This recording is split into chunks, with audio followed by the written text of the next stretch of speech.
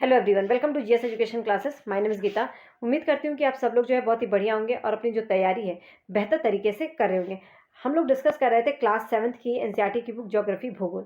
भूगोल में चैप्टर 7 जो है आज हम डिस्कस करेंगे। चैप्टर 6 तक जो है हमारी क्लास 7th की एनसीईआरटी जो है ज्योग्राफी, उसमें 6 चैप्टर कंप्लीट हो चुका है। 6 तक हम कंप्लीट कर चुके हैं। आज जो है हम क्या डिस्कस करने वाले हैं, 7 चैप्टर मानवीय पर्यावरण, बस्तियाँ, परिवहन एवं संचार। इस चैप्टर को पूरा मैं एकदम विस्तार पूर्वक आप लोगों के साथ डिस्कस करूंगी। साथ ही इसके साथ प्रीवियस ईयर के क्वेश्चंस डिस्कस करेंगे कि जो सीबीएसई है सीटेट में किस तरीके से जो है इस चैप्टर से क्वेश्चन पुटअप करती है, किस तरह से क्वेश्चन जो है आपसे पूछती है, इसको भी हम जो है डिस्कस करने वाले हैं। ठीक है। और साथ में आप लोगों को मैं बता दूं कि जो आप लोगों को मैं बार बार मैं एडवाइस करती रहती हूँ कि भले ही मैं आप लोगों को ये बुक से पढ़ा रही हूँ तो लेकिन आप लोगों को इतना ध्यान देना है कि जो बुक में पॉइंट हाईलाइटेड है, ठीक है, उसी पॉइंट को आप लोगों को बस फोकस करना है। क्योंकि मैं जो पूरा बुक पढ़कर आप लोगों के लिए जो है नोट्स तैयार करती हूँ, आप लोगों के लिए चीज़ें बनाती हूँ। अगर मैं हाईलाइटेड पॉइंट इतना ही है तो इसका मतलब जो है कि यही चीज़ जो है इंपॉर्टेंट है। बीच में मैं जो है चीज़ें समझा दूंगी कि इन शॉर्ट बोला क्या गया है। ठीक है। जो हाईलाइटेड पॉइंट है, अगर मैं भी इसको इस पर मेहनत कर रही हूँ और आप लोग भी इसको अलग से बुक पढ़ने लगेंगे तो टाइम पूरा वेस्ट होगा। ठीक है। मैं आप लोगों के लिए काम कर रही हूँ। आप लोगों को बस ये एक एडवाइस मैं करूँगी, आप लोगों को मैं पीडीएफ भी प्रोवाइड करती हूँ। जब मैं आप लोगों को मैं उससे करवाती हूँ, क्या बोलते हैं, पीपीटी के थ्रू, तो मैं आप लोगों को पीडीएफ प्रोवाइड करती हूँ। और बुक से करवाती हूँ तो हाईलाइटेड पॉइंट्स होते हैं। लेकिन मेरी एडवाइस रहेगी कि आप अपने खुद के जो है ना हैंड रिटन नोट्स जो है प्रिपेयर जरूर कीजिएगा। देखिए, अगर आपका खुद का नोट्स इन शॉर्ट में अगर आप रेडी कर लेते हैं तो आपको लास्ट टाइम में, एग्जाम के लास्ट में जो है रिवीजन करने में बहुत ही हेल्प करेगा। मैं हमेशा एडवाइस करती हूँ यही चीज़। लेकिन अगर आप पीडीएफ के थ्रू पढ़ना आपको कंफर्टेबल लगता है तो कर सकते हैं, लेकिन मेरी एडवाइस रहेगी कि आप इन शॉर्ट अपने नोट्स जो है प्रिपेयर कीजिएगा। और याद रखिएगा, जितना मैंने करवाया है ना, अगर उतना कर लेते हैं, अलग से आपको एनसीईआरटी की बुक पढ़ने की जरूरत नहीं पड़ेगी। बस विश्वास करके चलिए।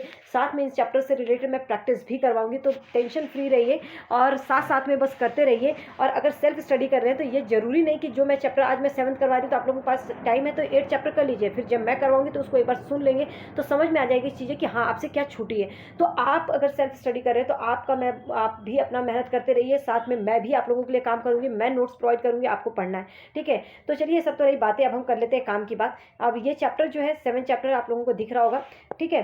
क्लास 7 का है, क्लास 7 की एनसीईआरटी है भूगोल, बस्तियां, परिवहन एवं संचार। इस चैप्टर में अगर मैं बात करूं तो बहुत ही इजी क्वेश्चंस आते हैं, इसीलिए यही कारण है कि इस चैप्टर को मैंने जो है बुक से पढ़ाने का जो है सोचा।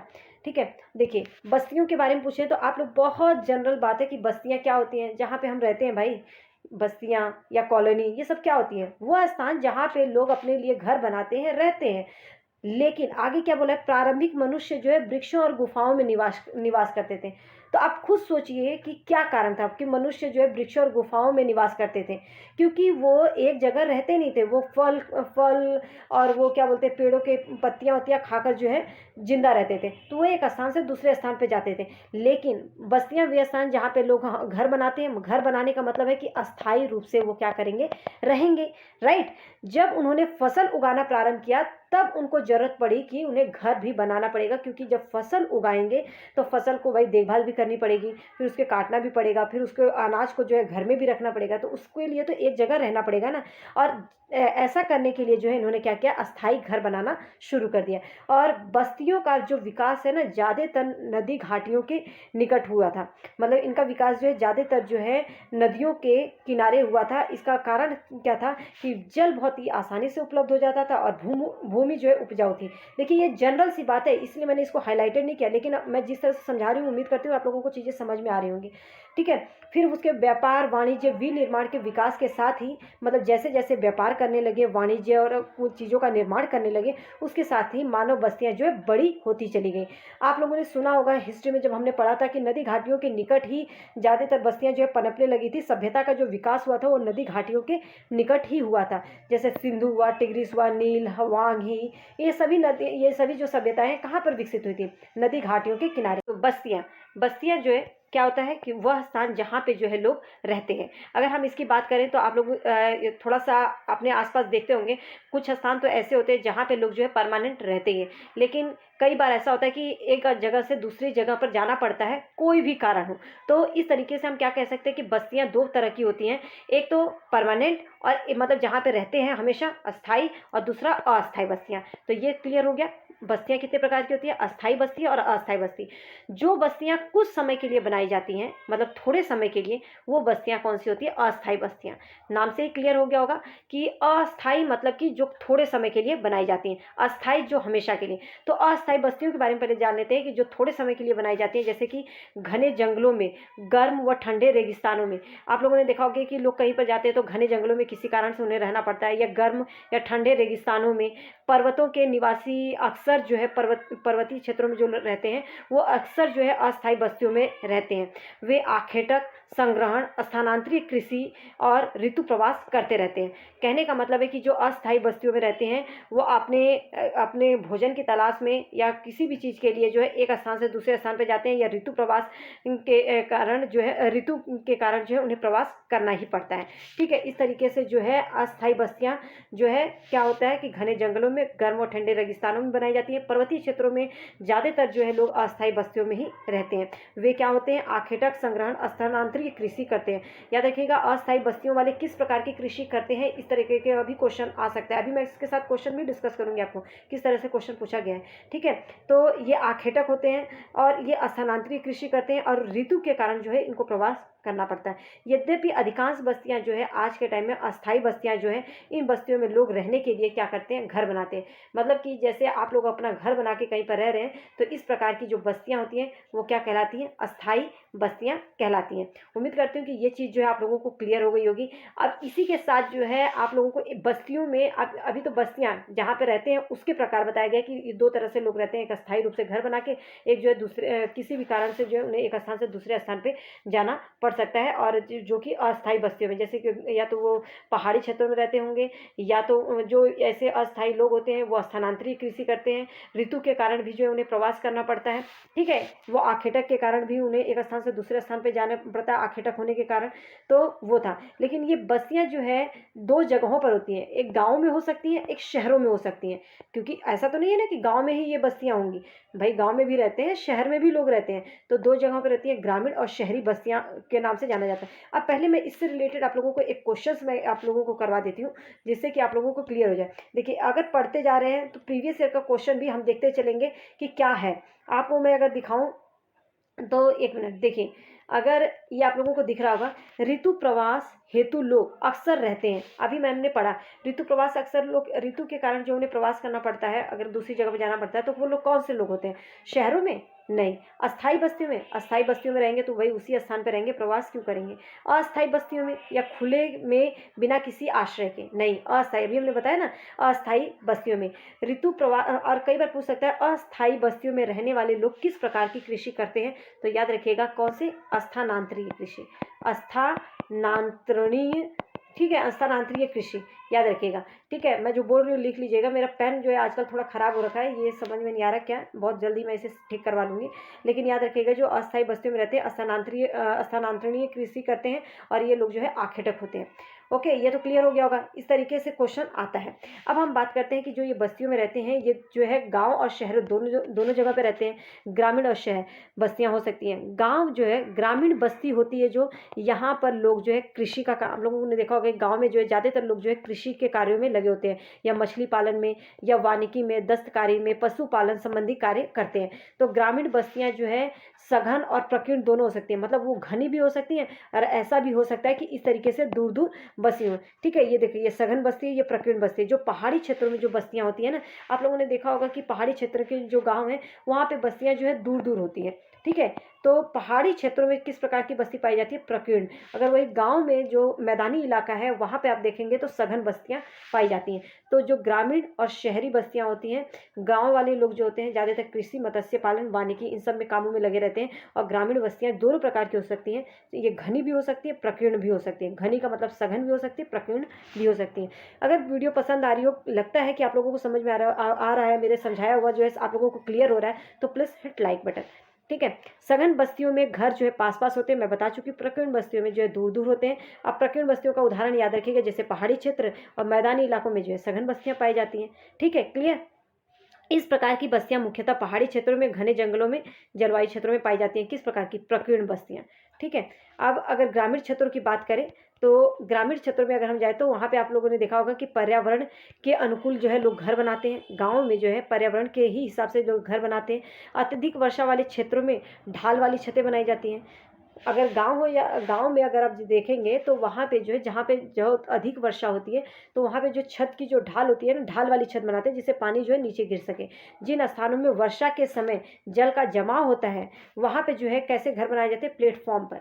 ठीक है, तो ग्रामीण क्षेत्रों में कहीं पर भी जो है घर जो है वहाँ के जलवायु के अनुकूल बनाई जाती हैं। ठीक है, अगर बारिश अधिक होती है तो जो छत है ढाल वाली बनाई जाती है, और अगर पानी भरता है तो उन एरिया में जो है इस तरीके से जो है प्लेटफॉर्म पर, मतलब स्टिल्ट पर जो है घर बनाए जाते हैं। क्लियर हो गया होगा आप लोगों को? अगर क्लियर हो रहा है तो प्लीज़ आप लोग कमेंट करके ज़रूर बताइएगा, ताकि मुझे पता चले कि आप लोगों को चीज़ें समझ में आ रही है या नहीं। मैं बहुत कोशिश करती हूँ कि अच्छे से आप लोगों को समझाऊँ, भले ही थोड़ा समझाने में वीडियो लंबी हो जाती होगी, पर वीडियो लास्ट तक देखिएगा, क्योंकि आप ही लोगों के लिए मैं इसमें काम कर रही हूँ।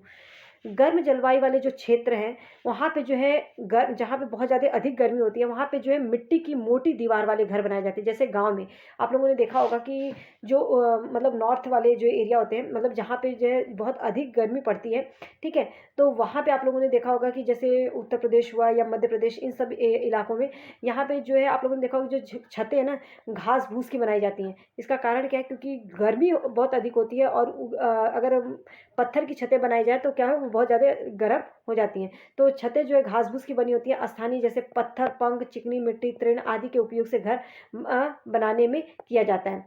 ठीक है, नगरीय बस्तियों में नगर जो है छोटे, आप नगरीय बस्तियों की बात करें तो नगर छोटी और शहर उनसे बड़ी बस्तियां हैं। नगर वाली छोटी और शहरों में जो है थोड़ी उससे बड़ी बस्तियां होती हैं। नगरीय क्षेत्रों में लोग जो है ज़्यादातर निर्माण कार्य में लगे होते हैं। जैसे ग्रामीण क्षेत्रों में अगर बात करें तो लोग किस कार्य में लगे होते हैं, बताया ना, कृषि, वानिकी, मत्स्य, इन सब में। लेकिन अगर वही नगरीय क्षेत्रों में देखा जाए तो निर्माण, व्यापार, सेवा क्षेत्रों में कार्यरत होते हैं।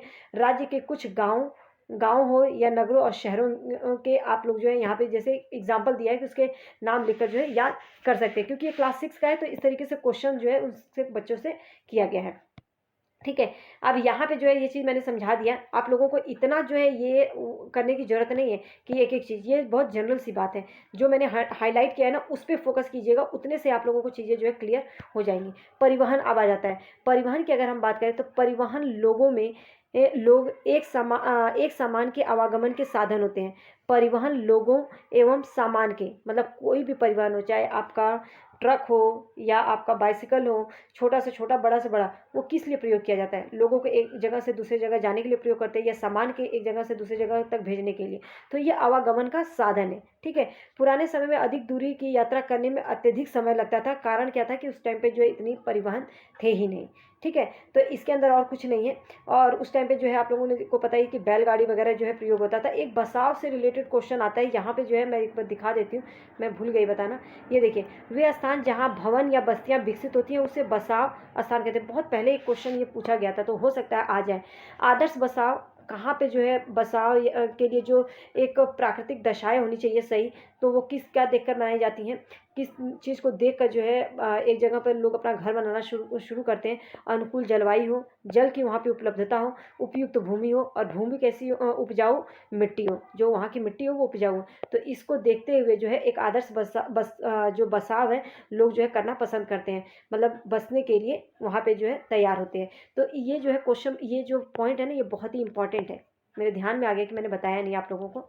ठीक है, आगे चलते हैं। परिवहन। अब परिवहन में अगर हम बात करें तो हमारे देश में जो है आप लोगों को पता ही है कि गधे, खच्चर, बैल, ऊँट का प्रयोग किया जाता है। इसी तरीके से एक क्वेश्चन आता है, दक्षिण अफ्रीका जो है एंडीज पर्वत के क्षेत्र में लामा का उपयोग उसी तरह से किया जाता है जैसे तिब्बत में याक का उपयोग किया जाता है। याद रखिएगा, लामा का उपयोग कहाँ पर किया जाता है? दक्षिण अफ्रीका में। कहाँ पर? एंडीज पर्वत के क्षेत्र में। और याक जो है तिब्बत में। इससे क्वेश्चन आ सकता है। ठीक है, तो ये हो गया। अगर मैं बात करूँ परिवहन में, हवाई यात्रा से परिवहन को द्रुत बना दिया है। हवाई यात्रा ने जो परिवहन को जो है क्या बना दिया है? द्रुत बना दिया है। आज भारत से यूरोप, मतलब बहुत तेज कर दिया है। भारत से यूरोप में यात्रा करने में, जो कि भारत कहाँ है, यूरोप कहाँ, केवल 6 से 8 घंटे का समय लगता है। इस प्रकार परिवहन के आधुनिक साधन समय और ऊर्जा की बचत होती है। मतलब आप देख सकते हैं इस तरह से टाइम की तो बचत हो रही है, साथ में जो है ऊर्जा की भी बचत हो रही है कि बहुत कम समय लग रहा है। ठीक है, तो परिवहन को इस तरह से 4 भागों में बांटा गया है। इससे रिलेटेड क्वेश्चन भी आया है, ये भी मैं करवाऊंगी। परिवहन के 4 मुख्य साधन होते हैं। आप लोगों को पता है कि हम सड़क के द्वारा जाना पसंद करते हैं, रेल के द्वारा लोग जाते हैं, जल मार्ग के द्वारा और वायु मार्ग के द्वारा, जिसमें आप लोगों को वायु मार्ग सबसे ज़्यादा आप लोगों को जो है महंगा पड़ जाता है। भारत में अनेक राष्ट्रीय एवं राज्य राजमार्ग हैं।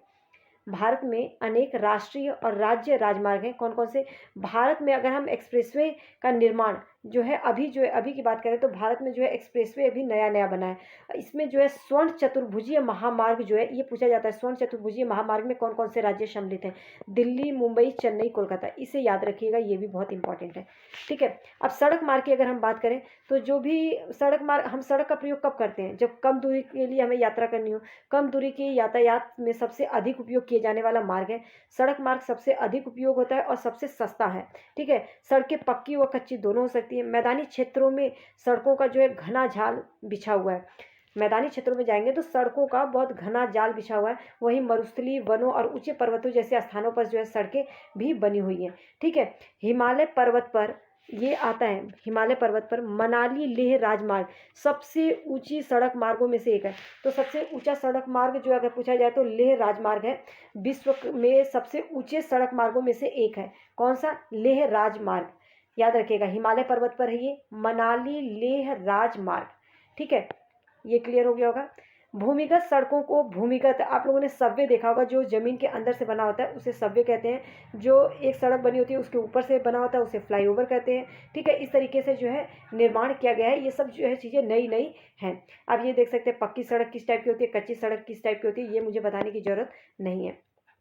ठीक है, अगर अब हम बात करते हैं रेल मार्ग की, रेल मार्ग की बात करें, इन सबको पूरे रेल मार्ग, वायु मार्ग, जल मार्ग जो पढ़ाने के बाद आप लोगों को क्वेश्चन दिखाऊंगी किस टाइप के जो इससे क्वेश्चन आया है। वीडियो थोड़ी सी लंबी हो रही है तो फिर भी वीडियो देखिएगा, क्योंकि आप लोगों के लिए ही मैंने ये चीज़ें जो है बनाया है। और जितने भी हाईलाइटेड पॉइंट्स हैं उनको जरूर देखिएगा। अलग से आप लोगों को पूरी बुक पढ़ने की जरूरत नहीं पड़ेगी। और याद रखिएगा, मैं PDF के थ्रू भी बताऊँगी। जो चैप्टर बहुत इंपॉर्टेंट है, जिससे स्टेटमेंट में क्वेश्चन आते हैं, वो मैं वैसे ही करवाऊँगी। और जो समझाने लायक है, ठीक है, और जिससे कम क्वेश्चन आते हैं उनको जो है मैं बुक के थ्रू, लेकिन इससे 1 नंबर का पक्का आएगा। अभी तक आप जितना भी देखेंगे ना प्रीवियस ईयर, उस सब में जो है आप लोगों को 1 मार्क्स का इस चैप्टर से क्वेश्चन मिलेगा ही मिलेगा। तो इस चैप्टर को छोड़ना नहीं है।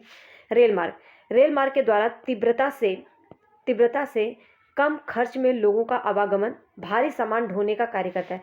जो रेल मार्ग है ये जो है बहुत थोड़ा तेज़ी से, मतलब सड़क से तो तेज़ी से ही काम करता है, तो तेज़ी से और कम खर्च में लोगों का आवागमन का काम जो है करवाता है। साथ में भारी सामान ढोने के लिए जो है ये बहुत ही उपकारी, मतलब बहुत ज़्यादा उपयोग होता है इसका। ठीक है, वाष्प के इंजन की खोज जो है औद्योगिक क्रांति ने रेल परिवहन के तीव्र विकास में सहायता प्रदान की थी। वाष्प की इंजन की खोज ने, डीजल और विद्युत इंजनों ने व्यापक रूप से वाष्प इंजनों का स्थान ले लिया। सबसे पहले जो इंजन का प्रयोग किया गया था वाष्प इंजन ही था, उसी ने जो है इसकी जो है खोज की थी।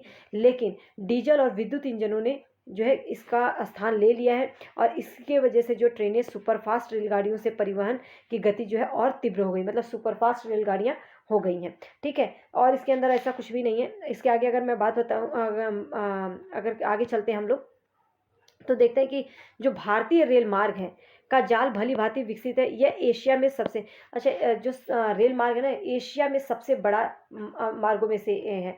भारतीय जो रेल मार्ग है का जो जाल है ये पूरे एशिया में सबसे बड़ा है। याद रखिएगा, सभी, चाहे सड़क मार्ग नहीं है यहाँ पे, वायु मार्ग और जल मार्ग की बात नहीं कर रही हूँ मैं, रेल मार्ग की बात कर रही हूँ। पूरे एशिया में भारत का जो है सबसे बड़ा है मार्ग। ठीक है, अगर अब मैं यहाँ पे एक चीज़ और क्लियर कर देती हूँ। जाइनिंग से ल्हासा के बीच चलने वाली जो रेलगाड़ी है समुद्र तल से 4000 मीटर की ऊंचाई पर चलती है। इसको एज इट इज़ याद रखना। ठीक है, जिसका सबसे ऊंचा बिंदु समुद्र तल से 5072 मीटर है। ये आप लोगों को पता होना चाहिए। जाइनिंग से ल्हासा के बीच चलने वाली ये रेलगाड़ी है और समुद्र तल से 4000 मीटर की ऊंचाई पर जो है ये चलती है। ओके, नेक्स्ट आगे चलते हैं। आप यहाँ पे ट्रांस साइबेरियन के बारे में बता देती हूँ, 1 मिनट। हाँ, ट्रांस साइबेरियन जो रेल मार्ग है विश्व में सबसे लंबा रेल मार्ग है, जो पश्चिमी रूस में सेंट पीटर्सबर्ग से, अब यहाँ पे देखिए ट्रांस साइबेरियन रेल मार्ग की बात कर रही हूँ मैं। अब यहाँ पे जो है सेंट पीटर्सबर्ग, ठीक है, ये ऑस्ट्रेलिया की है बात। ट्रांस साइबेरियन रेल मार्ग विश्व का सबसे लंबा रेल मार्ग है, जो कि पश्चिमी रूस से, ये जो है रूस है, सॉरी, रूस से सेंट पीटर्सबर्ग से प्रशांत महासागरीय तट पर स्थित व्लादिवोस्टक तक जो है आता है। अब यहाँ पर सेंट पीटर्सबर्ग देख रहे होंगे, फिर मॉस्को, कजान, ये जो है इसके स्टेशन है। सॉरी, आगे देखते हैं। ठीक है, तो ये कहाँ पर, व्लादिवोस्टक तक जाती है। सबसे मतलब कि ट्रांस साइबेरियन रेल मार्ग विश्व का सबसे लंबा रेल मार्ग है, लेकिन सबसे घना जो बिछा हुआ है, अभी मैंने बताया कि अगर एशिया का पूछा जाए तो एशिया का सबसे बड़ा रेल मार्ग पूछा जाए तो कौन सा है, भारत का है। लेकिन विश्व का अगर पूछा जाए तो ट्रांस साइबेरियन रेल मार्ग जो है विश्व का सबसे बड़ा रेल मार्ग है। दोनों क्लियर हो गया। एशिया का पूछा जाए तो भारत है, और ट्रांस साइबेरियन रेल मार्ग विश्व का पूछा जाए तो ट्रांस साइबेरियन रेल मार्ग है। अब यहाँ पे कंफ्यूज मत होइएगा। ठीक है, आगे चलते हैं। जल मार्ग फिर वायु मार्ग के बारे में पढ़ेंगे। जल मार्ग की बात करूं तो प्रारंभिक समय में जो है परिवहन के लिए जल मार्ग का बहुत उपयोग किया जाता था। अधिक दूरी के लिए भारी व बड़े आकार वाले सामानों को ढोने के लिए जो है जल मार्ग का साधन का प्रयोग होता था। देखो सिंपल सी लाइन है, ये लाइन ऐसे ही आपको क्वेश्चन में भी पूछी जा सकती है और पूछी गई है। सीटेट में सीबीएसई ने पूछा है। तो ये दो प्रकार की होती है, अंतर्देशीय जलमार्ग, समुद्र जलमार्ग। आप लोगों को इसको याद करना है। ठीक है, अंतर्देशीय और समुद्र जलमार्ग कौन कौन से हैं। अगर मैं अंतर्देशीय जलमार्ग की बात करूँ तो गंगा ब्रह्मपुत्र नदी तंत्र, इसके अंदर एक आता है। उत्तरी अमेरिका में ग्रेट लेक से अफ्रीका में नील नदी। ठीक है, ग्रेट लेक एवं अफ्रीका में नील नदी, गंगा ब्रह्मपुत्र नदी तंत्र, उत्तरी अमेरिका में ग्रेट लेक और अफ्रीका में जो है नील नदी। ये जो है अंतर्देशीय रेल मार्ग है। ये तीनों नाम याद रखिएगा। भारत में जो है गंगा ब्रह्मपुत्र नदी तंत्र है, उत्तरी अमेरिका में ग्रेट लेक है, अफ्रीका में नील नदी है। समुद्री एवं महासागरीय मार्गों का उपयोग जो है, जो समुद्र है और महासागर है, यहाँ पे मार्गों का उपयोग सामान्यतः व्यापारिक माल को, सामान को एक स्थान से दूसरे स्थान को पहुँचाने के लिए किया जाता है। ठीक है, जो महत्वपूर्ण पतन है एशिया में अगर बात करें तो एशिया में सिंगापुर और मुंबई है। एशिया की बात करें, एशिया में सिंगापुर और मुंबई है।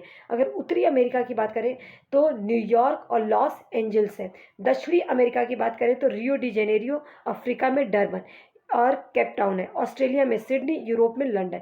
ये क्या है, महत्वपूर्ण पतन है, मतलब कि यहाँ पे जो है सामान जो है उतारे जाते हैं। ये याद रखिएगा। जो चीज़ मैं हाईलाइटेड की हूँ और जो बता रही हूँ ये बहुत ही इंपॉर्टेंट है। आपसे पूछ सकता है सिडनी कहाँ का पतन है। ठीक है, तो आप लोगों को पता होना चाहिए। ऑस्ट्रेलिया का लंदन, यूरोप का केप टाउन और डरबन कहाँ पर है, अफ्रीका में। रियो डी जेनेरियो दक्षिणी अमेरिका में। तो ये जो है अंतर्देशीय जलमार्ग के जो वो हैं वो आप लोगों को पता होना चाहिए। ठीक है, अगर आप लोग ये अंतर्देशीय और समुद्री मार्ग, ये दोनों ही बहुत इंपॉर्टेंट है। अंतर्देशीय जो कि मैं बता चुकी हूँ, समुद्री है ये। ठीक है, कोई यहाँ पे कन्फ्यूज़न हो, देखिए अपना सजेशन जरूर दीजिएगा। मैं इतनी कोशिश कर रही हूँ तो आप लोग एक सजेशन लिखने में और एक कमेंट करने में और लाइक करने में आप लोगों का कोई पैसा नहीं लगता। और अगर आप चैनल पर नए तो चैनल को सब्सक्राइब कर लीजिए ताकि आने वाली वीडियो की नोटिफिकेशन आपको टाइम पर मिल सके। वायु मार्ग की अगर मैं बात करूँ तो यह जो है परिवहन सबसे तीव्र मार्ग है और लागत अधिक होने के कारण जो है सर्वाधिक ये महंगा है। तो सबसे अधिक महंगा कौन सा है, मतलब तीव्र गति से पहुँचाने वाला और सबसे अधिक महंगा कौन सा मार्ग है, तो ये है वायु मार्ग। ठीक है, वायु यातायात खराब मौसम, कोहरे, तूफान जैसे कुप्रभावित हो जाता है। मतलब इसके कारण अगर मौसम खराब है, कोहरा है, तूफान है, तो ये नहीं चल सकता है। यह यातायात अकेला साधन है जो सर्वाधिक दुर्गम ध्रुव स्थानों तक पहुंचा दे, मतलब ऐसे स्थान पर ले जा सकता है जहां पे जाना मुश्किल है। विशेष रूप से सड़क और रेल मार्ग नहीं जा पाते। हेलीकॉप्टर अगम्य स्थानों पर संकटकालीन स्थितियों में लोगों को बचाने के लिए, वहां पे भोजन, कपड़े, जल, दवाएं आदि बांटने के लिए जो है प्रयोग किया जाता है। तो इस तरह से कुछ महत्वपूर्ण हवाई जो पतन है वो कौन सा है, Delhi, Mumbai, New York, London, Paris और आपका फ्रैंकफर्ट एंड काहिरा। तो ये जो है हवाई पतन है। जिस तरह से अंतर्देशीय पतन आपने पढ़ा, इस तरह से ये हवाई पतन है वायु मार्ग के अंतर्गत। ठीक है, अब मैं इससे रिलेटेड आप लोगों को कुछ क्वेश्चंस दिखाती हूँ जिससे कि वो आप लोगों को क्लियर हो जाए। देखते हैं, देखिए, हाँ यहाँ पे आप देख सकते हैं, 1 मिनट। निम्नलिखित में से कौन से कारणों से लोग जो है ग्रामीण से शहरों की क्षेत्रों की ओर जो है पलायन करते हैं, क्या कारण है। गांव में, देखिए गांव में पहले ऑप्शन देख लेते हैं। रोजगार की तलाश में, शिक्षा की तलाश में, बेहतर स्वास्थ्य सुविधाओं की तलाश में या बेहतर आवास की तलाश में। तो क्या लग रहा है आप लोगों को। अब यहाँ पर जो है आपको केवल ए सही है, ए और बी दोनों सही है, बी तथा सी सही है। बी और सी मतलब कि शिक्षा की तलाश में और बेहतर स्वास्थ्य सुविधाओं की तलाश में, या ए बी सी सही है, मतलब कि रोजगार, शिक्षा और बेहतर स्वास्थ्य सेवा। तो मेरे हिसाब से तो ये डी वाला होगा, क्योंकि आप लोगों को पता है कि गांव में जो है रोजगार ज़्यादा नहीं है, इसलिए लोग जो है शहरों की ओर पलायन कर रहे हैं। शिक्षा की तलाश में भी कहीं ना कहीं कारण है, शिक्षा के लिए भी जाते हैं। वहाँ पे इतने अच्छे से जो है स्कूल्स की कहीं ना कहीं कमी रहती है, बेहतर स्वास्थ्य सुविधाओं की। तो यहाँ पे जो है ये तीनों ही करेक्ट है। ठीक है, बेहतर आवास की तलाश में, तो आवास तो भाई वहाँ पे भी मिल जाएगा, अपना पुश्तैनी घर होता है, मतलब बना सकते हैं, लेकिन अगर उसके लिए भी रोजगार होना चाहिए, पैसे होने चाहिए। तो यहाँ पर ए बी सी मतलब फोर्थ ऑप्शन जो है करेक्ट होता है। नेक्स्ट अगर मैं बात करूँ, ये देखिए ये जो भी क्वेश्चन है ना, ये आपके प्रीवियस ईयर में पूछे गए हैं और बहुत हार्ड क्वेश्चन नहीं आते। अगर आप बुक अच्छे से पढ़ लेते हैं, अगर एनसीईआरटी फॉलो करना है, अगर आप यही कहीं से और कुछ भी गाइड बुक पढ़ के जाएंगे तो कुछ फायदा नहीं होने वाला है। मैं पहले डे 1 से कह रही हूँ आप लोगों से। निम्नलिखित में से यातायात का कौन सा साधन अधिक दूरी में भारी और बड़े आकार वाले सामानों को उठाने के लिए सबसे सस्ता होता है? भारी और बड़े आकार वाले, तो कौन सा होता है ये? जल मार्ग, रेल मार्ग, वायु मार्ग और सड़क मार्ग। तो अभी एक लाइन आप लोगों को मैंने पढ़ाया था जल मार्ग में कि ये साधन जो है अधिक दूरी के लिए और भारी एवं बड़े आकार वाले सामानों को उठाने में बहुत ही सस्ता है। तो वो कौन सा है? आपका जल मार्ग। अभी आप लोगों को मैंने ये समझाया था। तो यहाँ पे जो है ऑप्शन ए आप लोगों का करेक्ट होगा। तो उम्मीद करती हूँ कि ये चीज़ें जो है क्लियर हो गई होंगी और ये भी समझ में आ गया होगा कि सीबीएसई किस प्रकार के जो है क्वेश्चन जो है आप लोगों से पूछती है। यहाँ पे साफ साफ जो है ये आप लोगों को एक लाइन था, देखिए ऐसे ही लाइन जो है उठाकर इसने दे दिया आप लोगों को। ठीक है, तो ये क्लियर हो गया होगा। नेक्स्ट आगे देखते हैं संचार से रिलेटेड, अब फिर ये हमारा चैप्टर जो है कंप्लीट हो जाएगा। लास्ट थोड़ा सा और देख लेते हैं। थोड़ा सा वीडियो बड़ी हो गई होगी क्योंकि मैं चीज़ें जो है एक्सप्लेन करने में हो जाता है, इसीलिए मैं बोलती हूँ कि एक्सप्लेनेशन ध्यान से सुनिए, क्योंकि किसी का बताया हुआ ना जब कोई बोलता है तो ज़्यादा अच्छे से समझ में आता है, क्योंकि वो हमारे माइंड में ना बैठते जाता है। संचार क्या है? संचार दूसरे के पास तक सूचना पहुँचाने की प्रक्रिया है। संचार क्या है? मीडियम क्या है? किसी के दूसरे तक जो है अपनी बात को पहुंचाने का एक क्या है? प्रक्रिया है। तकनीकी विकास के साथ ही मानव ने संचार में एक नए और तीव्र साधन जो है विकसित कर लिए। जैसे समाचार पत्र, रेडियो, टेलीविज़न के द्वारा हम बड़ी संख्या में लोगों तक संचार पहुंचा सकते हैं, इसलिए जनसंपर्क का ये जो है माध्यम है। समाचार पत्र, रेडियो, टेलीविज़न ये क्या है? जनसंपर्क का माध्यम है। सैटेलाइट से संचार तीव्रता से आ जाता है। तेल की खोज, वनों का सर्वेक्षण, भूमिगत जल, खनिज संपदा, मौसम पूर्वानुमान, आपदा पूर्व चेतावनी आदि सभी जो है ये किसके माध्यम से होता है? सैटेलाइट। तो ये क्वेश्चन पूछ सकता है कि सैटेलाइट जो कि संचार में एक तीव्रता लाया है, इसके कारण जो है किन किन चीज़ों का फायदा हुआ है। तो आप लोगों को पता होना चाहिए, जैसे कि अगर आप लोगों को वनों का सर्वेक्षण, भूमिगत जल, खनिज संपदा, मौसम का पूर्वानुमान, इन सब का पता लगाना हो तो वो किसकी सहायता की जरूरत होती है? सैटेलाइट की। ठीक है, इंटरनेट के माध्यम से विश्व भर में केवल सूचना एवं परस्पर समीपता ही नहीं मिलती, अपितु इससे हमारा जीवन भी अधिक सुखमय हो गया। आप लोग यहाँ पे देख रहे हैं कुछ भी चीज़ें आपको फ्री मटेरियल आप लोगों को यहाँ पे मिल रहा है जस्ट बिकॉज ऑफ ये क्या है? इंटरनेट। आप लोग यूट्यूब पे अगर ये चीज़ें पढ़ पा रहे हैं, मैं बता पा रही हूँ, तो इसका सबसे बड़ा कारण है क्या? इंटरनेट। ठीक है, तो ये सब चीज़ें जो है जनरल सी बातें हैं, बस एक थोड़ा सा ना अपना कॉमन सेंस भी यूज़ कीजिएगा। मैं कहती हूँ कि अंडरस्टैंडिंग बेस्ड क्वेश्चंस को आप बहुत आसानी से कर सकते हैं, इसमें बहुत कुछ ज़्यादा रॉकेट साइंस नहीं है। संपूर्ण विश्व में इस प्रकार से लोगों के बीच, लोगों, सेवाओं एवं संस्थाओं के बीच तीव्र गति से आपसी संपर्क का संभव होने के कारण आज हम एक बृहद विश्व समाज के रूप में विकसित हो रहे हैं। आप पहले देखिए, पहले लोग जो है एक जगह से दूसरे जगह जाते थे तो उनसे कांटेक्ट करना कितना मुश्किल हो जाता था, लगता है कितना दूर है। इनफैक्ट ये 2002-3 तक ऐसा लगता था, लेकिन जैसे ही फ़ोन आया ना, आजकल हमेशा लोग बातें करते रहते हैं, अपने मतलब वीडियो कॉल पे रहते हैं, तो लोगों को मिलने की भी इच्छा खत्म हो गई, क्योंकि उनको पता है कि उनके घर में क्या हो रहा है, क्या नहीं हो रहा है, सब कुछ चीज़ें जो बहुत ही आसानी से पता चल जा रही हैं। तो यहाँ पे जो है ये सब किसके कारण हुआ? ये जनसंचार में एक क्या होता है? क्रांति आने के कारण ही। ठीक है, तो ये तो आप लोगों का जो है ये चैप्टर जो है यहाँ पर आप लोगों का कंप्लीट हो जाता है। और आप लोगों को एक चीज़ मैं यहाँ पे जो है वायु मार्ग, जल मार्ग के बारे में बताया गया है। ठीक है, अगर आप लोगों को ये डायग्राम समझ में ना आए ना, तो एक कमेंट कर दीजिएगा, क्योंकि इससे भी क्वेश्चंस आने की पूरी संभावना रहती है कि कहाँ से कहाँ तक। जैसे कि आप लोगों को एक चीज़ मैं यहाँ पे एक ही एग्जांपल दूंगी बस। यहाँ पे आप लोगों को दिख रहा होगा, अगर वायु मार्ग की बात करें, जैसे सेंटियागा आप देख रहे होंगे, यहाँ पर जो है क्या बोलते हैं, सैन फ्रांसिस्को तक जो है ये मिल रहा है। तो ये मतलब इस तरह से मतलब कि क्वेश्चन कुछ भी पुटअप कर सकते हैं। अगर ये मैप आप लोगों को समझ में ना आए तो मतलब एक कमेंट कीजिएगा, मैं इसे समझा दूंगी कि किस तरीके से इसे क्वेश्चंस आते हैं। उम्मीद करती हूँ कि वीडियो इन्फॉर्मेटिव रही होगी। ऑल दी बेस्ट, बस अच्छे से पढ़ते रहिए। मैं पूरी कोशिश करूँगी आप लोगों की, बस आप लोग सपोर्ट करते रहिए और लोगों को ये वीडियो शेयर कर दीजिएगा जो स्पेशली सेल्फ स्टडी कर रहे हैं। All the best.